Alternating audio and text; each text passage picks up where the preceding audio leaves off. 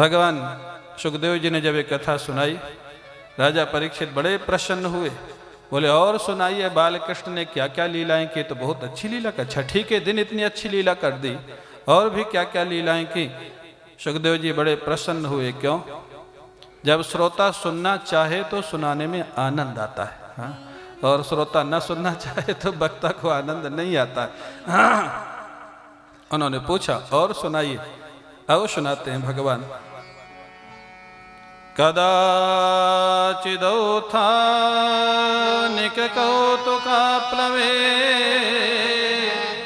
जन्मक्षयोगे समवेतयोषिता वादित्रगीता द्विजमन्त्रवाचकै चकार सोनोरभिषेचनम सती। भगवान बालकृष्ण लगभग 3 से 4 महीने के हो रहे, 3-4 महीने के हो रहे। एक दिन मैया ने देखा क्या, बालकृष्ण पालने में लेटे लेटे करवट बदल दी है, करवट बदल दी। अब मैया इतना खुश, इतना खुश, इतना खुश, आज लाला ने हमारे करवट बदली है, बड़ा हो रहा है। बाबा को बताया आज लाला ने करवट बदली है। बोले क्या करना है? अरे बोले उत्सव मनाना है। हाँ, लाला ने करवट बदली है। हाँ महाराज, राजा के घर में लाला हुए। हाँ, ब्रज के राजा हैं नंद बाबा, तो राजा के घर में महाराज लाला तो करवट बदले तो भी उत्सव मनाया जाएगा। हाँ, उत्सव मनाएंगे। क्या उत्सव मनाएंगे? बोले ब्राह्मणों को बुलाओ, भगवान शंकर का अभिषेक कराओ, सारे गोकुल के ब्रजवासियों को भोजन के लिए आमंत्रित करो, देवाराधन करो, ब्राह्मणों का पूजन करो, सब इष्ट मित्रों को भोजन कराओ। ये उत्सव मनाने का तरीका है। हाँ? आप जन्मदिन मनाइए, बहुत खुशी की बात है, एनिवर्सरी मनाइए, बहुत खुशी की बात है, लेकिन कैसे मनावे वो भी सीख लीजिए। हाँ? उसमें कुछ भगवान की आराधना हो, कुछ भगवान की पूजा हो, ब्राह्मणों को कुछ दक्षिणा मिले, आपके इष्ट मित्रों का भोजन हो, कुछ जरूरतमंदों की सेवा हो। हाँ? ये उत्सव मनाने का तरीका है, ऐसे उत्सव मनाना चाहिए। और ये कथा भी किसी उत्सव के उपलक्ष्य में ही हो रही है। नहीं बोलूंगा तो वो गुप्त है। हो गया तिवारी जी कह रहे हैं प्रकट तो हो ही गया। तो कहते हैं महाराज उत्सव मनाने का तरीका है। सबको बुलाया गया, लाला ने करवट बदली है। अब महाराज सारे लोग, भीड़ भाड़ मची हुई है घर में, भगवान बालकृष्ण पालने में लेटे हुए हैं। एक छकड़ा था, छकड़ा बैलगाड़ी जिसको बोलते हैं, उसके नीचे पालने को लटका के मैया ने सुला दिया लाला को। अब बड़ा भारी उत्सव मनाया जा रहा है। उसी समय एक असुर आ जाता है, छकड़े में वाके बैठ जाता है, उसका नाम पड़ गया शक्टासुर। छकड़े को संस्कृत में शकट बोलते हैं, शक्टासुर। अब महाराज वो छकड़े में बैठा है, सब लोग इधर उधर हो जाएं तो छकड़े को दबा दूं, पालना टूट जाए, लाला का गोविंदाय नमो नमः हो जाए। लाला ने देखा शक्टासुर को, अच्छा तू भी आ गया मामा। हाँ, जितने मामा हुए इतिहास में उनकी बहुत पिटाई हुई है। कंस मामा, शकुनी मामा, दुशासन मामा। हाँ, और कोई ना कोई सबका मामा होता ही है, कोई एक दूसरे को मत देखो तो, अच्छा आज भी हंसी मजाक में मामा को लोग थोड़ा डांट डपट लगाते हैं। तो अच्छा मामा तू भी आ गया, ठीक है कोई बात नहीं अब देख तू मेरे को मारता है कि मैं तेरे को मारता हूँ। सब लोग इधर उधर हो गए। बालकृष्ण ने अपना दाहिना पैर बढ़ाया, लंबा कर दिया, और लंबा करके ओ छकड़े में मारा। गिरा छकड़ा, गिरा, आवाज तो हुई। अब यहाँ की बिंद भवन में गिरा कि गोकुल में गिरा मालूम नहीं जोर से आवाज हुई, भयंकर आवाज हुई, छकड़ा टूट के गिर पड़ा। पालना महाराज, ओ बर्तन रखे थे छकड़े में, दूध दही फैल गया। अब सारा उत्सव बंद हो गया। अचानक इतनी भयंकर आवाज हुई, सारे लोग दौड़ के आए, क्या हुआ लाला के यहाँ? देखा लाला तो अपने पालने में लेटे हुए, ऐसा लग रहा है इन्होंने कुछ किया ही नहीं। मैया ने, छोटे छोटे बच्चे वहां खेल रहे थे, उनसे पूछा अरे छकड़ा कैसे टूट गया? अब बच्चे थे 4-4, 5-5 साल के, उन्होंने जो देखा बता दिया, अरे मैया तुम्हारे कन्हैया ने दाहिना पैर बढ़ाया, लंबा करके मार दिया, छकड़ा तोड़ दिया। अरे बच्चों इतना झूठ बोलते हो तुम लोग। मेरा 3 महीने का कन्हैया, एक तो वो पैर मारेगा तो छकड़ा नहीं टूटेगा, और दूसरा उसका पैर कोई छोटा बड़ा थोड़ा होता रहता है कि कभी लंबा कर देगा कभी छोटा कर देगा। बच्चों ने तो जो देखा था वो बताया, सच बोल रहे हैं बच्चे। लेकिन भगवान कृष्ण का ऐसा क्रांतिकारी अवतार है कि स्वयं भी पूरा सच ना बोले और जो सच बोले उसको भी झूठा बना दे। बच्चे कभी झूठ नहीं बोलते। हाँ, जहाँ तक मेरी जानकारी है बच्चों की गवाही कोर्ट में सबसे ज़्यादा प्रामाणिक मानी जाती है।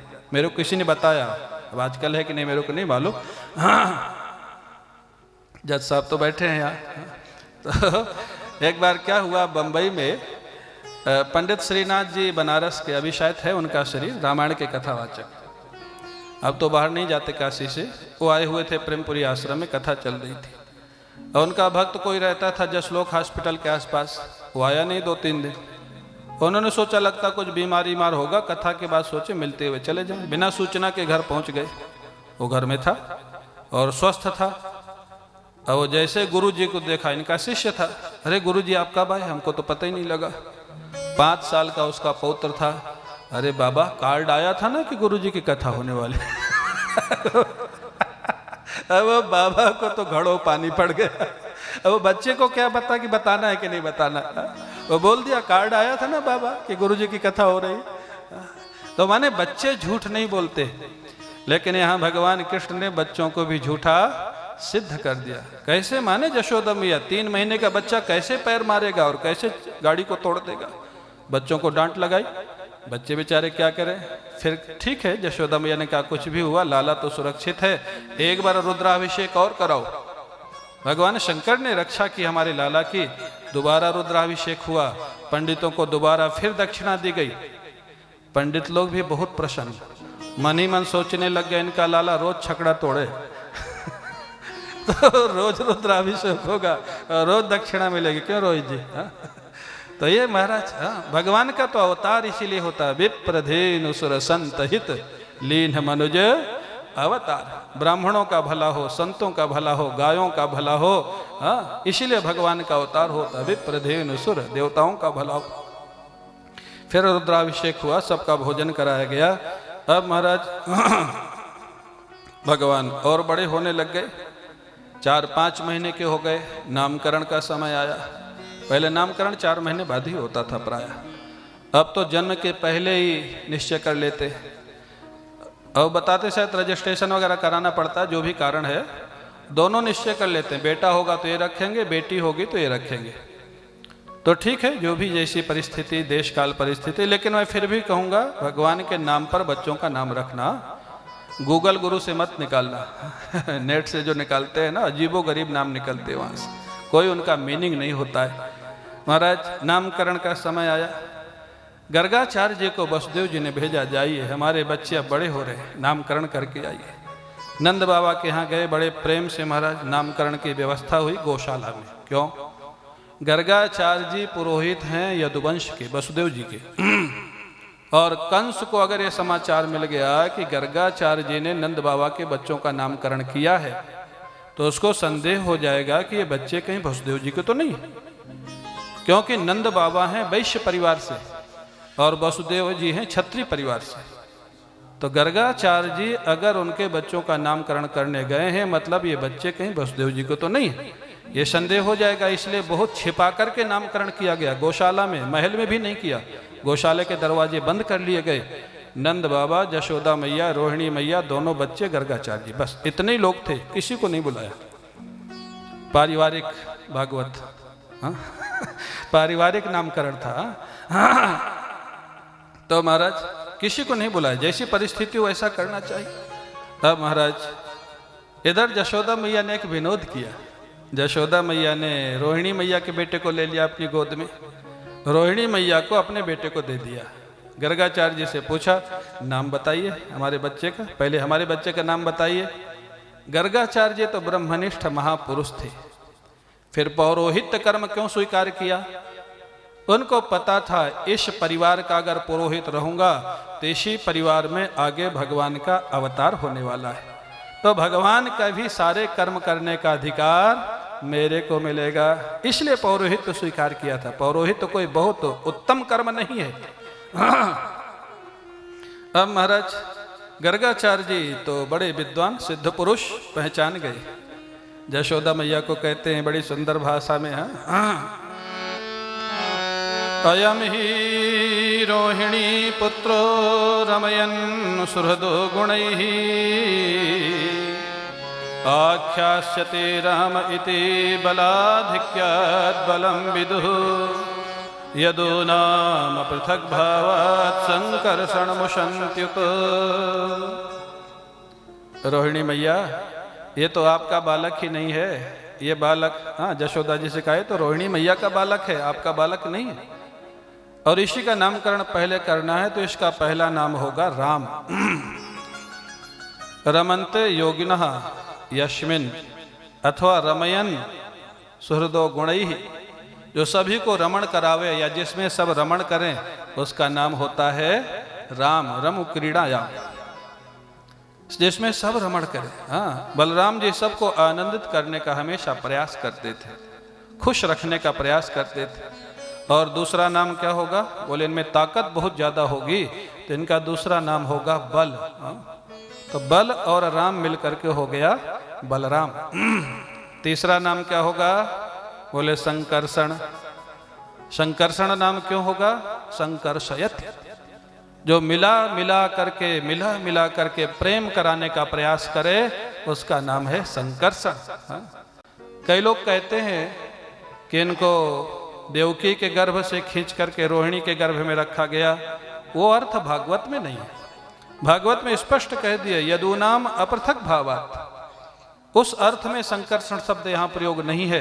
यहाँ प्रयोग है हमेशा बलराम जी ने, अरे बलराम जी ने तो भीमसेन और दुर्योधन में भी मित्रता कराने का प्रयास किया। लास्ट में जब युद्ध होने वाला था, गदा युद्ध, तब बलराम जी ने दुर्योधन से कहा तू मेरा शिष्य है, तू गदा युद्ध में सर्वश्रेष्ठ है, मैं चाहता हूं तुम दोनों लड़ो मत। दुर्योधन नहीं माना। भीमसेन से भी कहा तू शक्ति में ज्यादा है, मैं चाहता हूं तुम दोनों नहीं लड़ो। नहीं माने वो अलग बात है, लेकिन प्रयास किया। संकर्षण माने जो सब में मित्रता कराने का प्रयास करे, उसका नाम संकर्षण। कितना अच्छा नाम संकर्षण। कल जो बालक कृष्ण बना था ना, उनकी दादी जी से उन्होंने कहा कुछ नाम बता दीजिए। नानी, अच्छा है वहाँ बता रही, नानी है वहाँ। तो मैंने 2-3 नाम बताया, प्रद्युम्न, अनिरुद्ध, संकर्षण। बोले संकर्षण बहुत अच्छा, क्योंकि बहुत कम बच्चों का है संकर्षण। उस बालक का नामकरण नहीं हुआ था, कल शायद उसका नामकरण भी हो गया। तो महाराज संकर्षण 3 नाम हो गए बलराम जी के। अब उसके बाद यशोदा जी ने कहा हमारे लाला का भी तो बताओ, आप उन्हीं का बताते जा रहे हो। भगवान कृष्ण जैसे सामने आए, गर्गाचार्य जी का आज वो क्षण सामने आ गया जिसकी प्रतीक्षा वर्षों से उनको थी। आज भगवान का दर्शन उनके सामने है। पहले से ही रोमांच हो रहा था। भगवान का हाथ जैसे गर्गाचार्य जी के हाथ में आया, वो अपने आप को भूल गए। कौन भक्त ऐसा होगा जो अपने आप को याद रखेगा? भगवान का बाल रूप में दर्शन हो रहा है, भगवान का स्पर्श होने लग गया। गर्गाचार्य जी को रोमांच हुआ, अश्रुपात होने लग गया। क्या कहना क्या नहीं कहना भूल गए। सोच के आए थे, बताना नहीं है यशोदा नंद को कि भगवान, ये सोच के आए थे, तो बताना नहीं था। लेकिन जो सोचा था वो भूल गए, सच्चाई निकलने लग गई। अरे मैया, ये जो तेरा लाला है ना, ये हर युग में अवतार लेता है। कभी शुक्ल वर्ण, कभी रक्त वर्ण, कभी पीत वर्ण, अभी ये कृष्ण वर्ण होकर के आया है, इसलिए इसका नाम हो जाएगा कृष्ण, श्याम वर्ण होकर आया है। अब नंद और यशोदा दोनों आश्चर्य से देख रहे हैं, हर युग में अवतार लेता है, कौन है ये? अब गर्गाचार्य जी तो होश में है नहीं, क्या बोलना क्या नहीं बोलो, तो भाव में डूबे हुए। और आगे जो उन्होंने कहा उससे और संदेह हो गया। क्या कहा? प्रागयं वसुदेवस्य क्वचित् जाता तवात्मजः वासुदेव इति श्रीमान अभिज्ञा संप्रचक्षते। बाबा, ये पहले वसुदेव जी के बेटे हैं। अब नंद बाबा चौंक गए, क्या कह रहे हैं? चौथी अवस्था में मेरे को बेटा हुआ और आप कह रहे हैं वसुदेव जी के बेटे। अब गर्गाचार्य जी को तो होश नहीं था, क्या कहना नहीं कहना, बोल गए वसुदेव जी के बेटे हैं, इसलिए इनका एक नाम हो जाएगा वासुदेव। नंद बाबा ने कहा, आप क्या कह रहे हैं आचार्य जी? ये वसुदेव जी के बेटे? वसुदेव जी के बेटे वो हैं बलराम जी, ये तो मेरा बेटा है। गर्गाचार्य जी होश में आए, मेरे को नहीं बताना चाहिए था जो मैं बता गया। गर्गाचार्य जी ने बात को संभाला, बाबा इस जन्म में तुम्हारे ही बेटे हैं, पिछले जन्म में वसुदेव जी के बेटे थे। हाँ, प्राग माने पिछले जन्म में थे। अब महाराज गर्गाचार्य जी ने आगे नाम नहीं रखा, जानते थे मैं अपने को संभाल नहीं पाऊंगा। यह है प्रेम। हाँ? भगवान सामने हो, भगवान का दर्शन सामने हो, कौन अपने को संभाल पाएगा? अगर वास्तव में भगवान का प्रेमी है वो नहीं संभाल सकता है। हाँ? वो भाव को नहीं छोड़ सकता है।